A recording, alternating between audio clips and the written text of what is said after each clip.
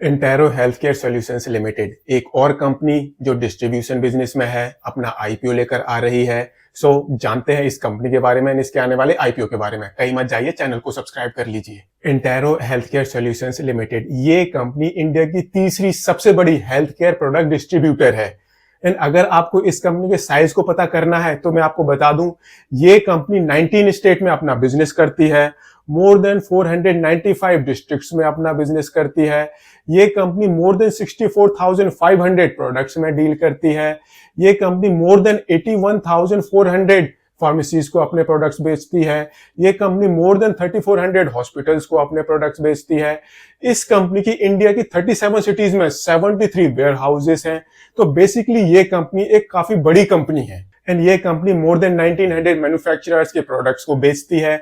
And जो ये इस कंपनी का रिलेशनशिप है with manufacturers, with hospitals, with pharmacies, इसके लिए इस कंपनी ने एक अच्छा सा डिजिटल नेटवर्क भी डेवलप कर लिया है। तो बेसिकली ये कंपनी एक टेक्नोलॉजी कंपनी भी है। ये कंपनी इंडिया की तीसरी सबसे बड़ी हेल्थ केयर प्रोडक्ट डिस्ट्रीब्यूटर है। काफी बड़ी कंपनी है, काफी बड़ा नेटवर्क है। प्रॉब्लम कहाँ है? प्रॉब्लम है इस कंपनी का बिजनेस मॉडल। जो भी ये डिस्ट्रीब्यूशन बिजनेस होता है, यहाँ पर नॉर्मली मार्जिन्स कम होते हैं। जैसे कि हमने राशि पेरिफेरल्स के केस में देखा था, ये कंपनी भी उसी तरह से ऑपरेट करती है। ये कंपनी भी एक हेल्थ केयर प्रोडक्ट डिस्ट्रीब्यूटर है। राशि पेरिफेरल्स वो आईटी प्रोडक्ट डिस्ट्रीब्यूटर थी। एंड जो प्रॉब्लम हमें राशि पेरिफेरल्स के फाइनेंशियल्स में दिख रही थी, वही प्रॉब्लम हमें इस कंपनी के फाइनेंशियल्स में भी दिख रही है। बिकॉज ये कंपनी भी एक ऐसी कंपनी है जो लोन लेकर डिस्ट्रीब्यूशन बिजनेस कर रही है। इस बिजनेस के अंदर ऑलरेडी मार्जिन्स काफी कम होते हैं। एंड अगर आप इस बिजनेस को लोन लेकर करते हो तो जो आपके मार्जिन्स होते हैं वो और भी कम हो जाते हैं। एंड काफी सारे केसेस में तो वो मार्जिन्स जो आपके नेट मार्जिन्स होते हैं वो नेगेटिव में चले जाते हैं। एंड इस कंपनी के केस में हमें ऐसा ही देखने को मिल रहा है। तो अगर हम इस कंपनी के नंबर्स देखें तो ये कंपनी अपने एक कस्टमर से on an average more than 30,000 rupees की रेवेन्यू जनरेट कर रही है। एंड जो इस कंपनी की टोटल रेवेन्यू है वो मोर देन 30% के CAGR से इंक्रीज होती जा रही है। अब जो ये बिजनेस होता है, यहाँ पर आपका प्रॉफिट क्या होता है? Selling price minus purchase price. And वो इस कंपनी के केस में अप्रोक्सीमेटली 8% का है। ये कंपनी अप्रोक्सीमेटली 8% के ग्रॉस मार्जिन्स पर ऑपरेट कर रही है। एंड अगर हम इस ग्रॉस मार्जिन्स में बाकी के खर्चे माइनस करें तो जो इस कंपनी का एबिटा मार्जिन है वो लेस देन 2% के आ जाते हैं। एंड जो इस कंपनी के पैट मार्जिन्स हैं वो तो नेगेटिव में चले जा रहे हैं। तो बेसिकली जो इस कंपनी के फाइनेंशियल्स हैं, वहां पर हमें एक बीमारी देखने को मिल रही है। एंड वो बीमारी क्या है? वो है डेट। ये कंपनी भी डिस्ट्रीब्यूशन बिजनेस को डेट लेकर कर रही है। एंड जब भी कोई कंपनी डिस्ट्रीब्यूशन बिजनेस डेट लेकर करती है तो उसके मार्जिन्स वो बिल्कुल ही कम हो जाते हैं। एंड काफी सारे केसेस में तो वो नेगेटिव चले जाते हैं। एंड इस कंपनी के केस में वो मार्जिन्स नेगेटिव चले जा रहे हैं। तो अब हम इस कंपनी के एक्चुअल फाइनेंशियल्स देखते हैं, दैट इस कंपनी की जो एक्चुअल फाइनेंशियल पोजीशन है वो किस तरह से है। तो अगर हम इस कंपनी का एसेट बेस देखें तो जो डिस्ट्रीब्यूशन बिजनेस होता है वहां पर आपको कोई हैवी कैपिटल एक्सपेंशन नहीं करना पड़ता। तो इस वजह से जो ये कंपनियां होती हैं, इनका एसेट लाइट मॉडल होता है। तो अगर हम इस कंपनी के टोटल एसेट देखें तो मार्च 2021 में इस कंपनी के टोटल एसेट्स थे वो 833 करोड़ रुपीस के थे, जो कि बढ़कर मार्च 2023 में 1300 करोड़ रुपीस को क्रॉस कर गए हैं। बट अगर हम इस कंपनी की रेवेन्यू देखते हैं तो मार्च 2021 में इस कंपनी की टोटल रेवेन्यू थी 1783 करोड़ रुपीस की, जो कि बढ़कर मार्च 2023 में 3300 करोड़ रुपीस को क्रॉस कर गई है।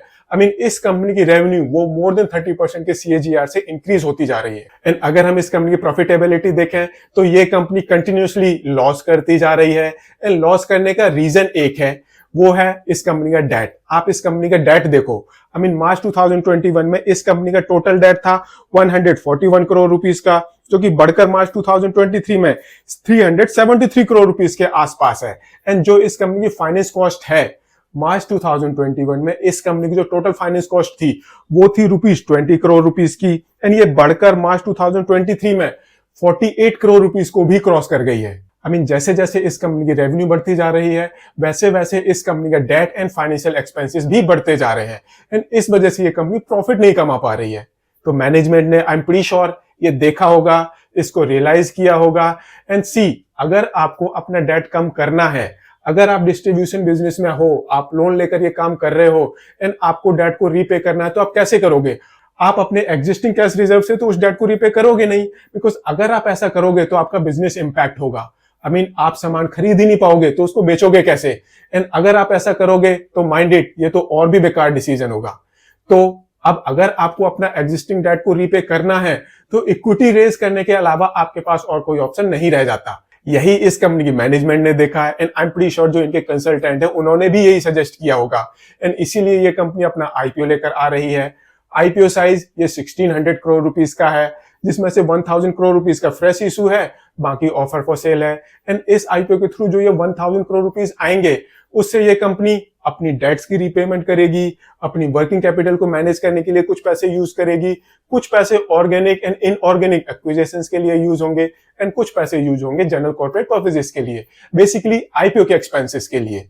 तो जो ये आईपीओ है वो इस कंपनी के लिए एक किस्म से एक मेडिसिन का काम करने वाला है, जिसकी वजह से इस कंपनी की फाइनेंशियल हेल्थ वो इंप्रूव होने वाली है। 1195 से 1258 रुपीस का प्राइस बैंड है, 11 शेयर का लॉट साइज है। इस हिसाब से जो आपकी मिनिमम इन्वेस्टमेंट होगी वो होगी 13,836 रुपीस की। अब देखते हैं दैट ये कंपनी अपने कंपटीशन में किस तरह से परफॉर्म कर रही है। तो मैं आपको पहले बता दूं दैट इस तरह की अभी तक कोई भी लिस्टेड कंपनी मार्केट में अवेलेबल नहीं है। एक कंपनी है मेडप्लस हेल्थ सर्विसेज लिमिटेड, ये कंपनी कुछ इसी तरह का काम करती है। तो बेसिकली एंटेरो ये एक डिस्ट्रीब्यूटर कंपनी है एंड जो ये मेडप्लस है ये एक किस्म से डिस्ट्रीब्यूटर कम रिटेलर है। बट रेवेन्यू वाइज एंटेरो ये ज्यादा बड़ी कंपनी है। जो इस कंपनी की रेवेन्यू है वो ज्यादा बेटर वे में ग्रो कर रही है। इस कंपनी की जो रेवेन्यू है वो मेडप्लस से 50% ज्यादा सीएजीआर से ग्रो कर रही है। But Entero being a distributor इसके मार्जिन कम है एंड मेडप्लस इसके margin as compare to Entero काफी ज्यादा है।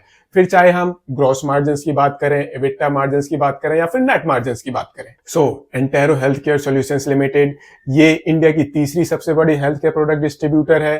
करंट में जो इस कंपनी के फाइनेंशियल्स हैं वो काफी प्रॉब्लमेटिक है। करंट में ये कंपनी लॉस में बिजनेस कर रही है बिकॉज इस कंपनी को कंटिन्यूअसली लॉस होता जा रहा है। इस आईपीओ के बाद इस कंपनी की फाइनेंशियल पोजीशन वो एकदम से इंप्रूव होने वाली है बिकॉज इस आईपीओ के बाद जो इस कंपनी का बिजनेस है वो एकदम से बढ़ने वाला है। जो इस कंपनी की फाइनेंस कॉस्ट है वो एक किस्म से कम होने वाली है।